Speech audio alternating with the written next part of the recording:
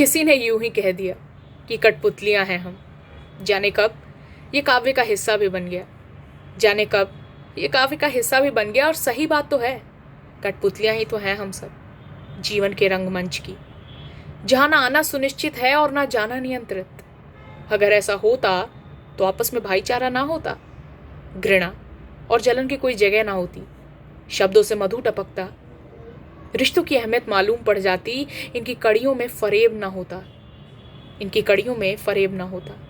अगर भाग्य की लेखी पढ़ पाते तो समय साथ ना बिताते, अगर भाग्य की लेखी पढ़ पाते तो समय साथ ना बिताते, हर छोटी छोटी बात को मुद्दा बना वातावरण दूषित ना करते।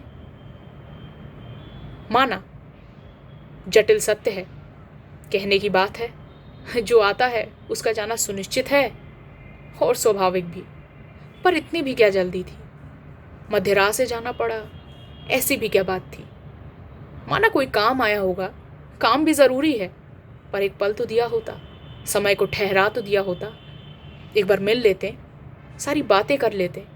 अरे कहा था ना आपने कि हमेशा हो मेरे साथ, फिर बताया क्यों नहीं। मिलने का अवसर भी छीन लिया, अभी तो कई मुलाकातें बाकी थी, बहुत कुछ बताना था। खैर अब इस वर्ष वापस मत आना, यहाँ माहौल ठीक नहीं। जब तक सब कुछ ठीक ना हो, किसी अच्छी जगह पर रह के अपना काम पूरा कर लेना, और फिर जब आना तो एक बार मुझे ज़रूर बता देना। आखिरी बार शुभकामना भी नहीं दे पाई, किसी ने बताया नहीं, पर मालूम है मुझे कि आपको पता होगा कि जब मालूम पड़ा होगा तो कितनी शर्मिंदगी हुई होगी। जब मालूम पड़ा होगा तो कितनी शर्मिंदगी हुई होगी।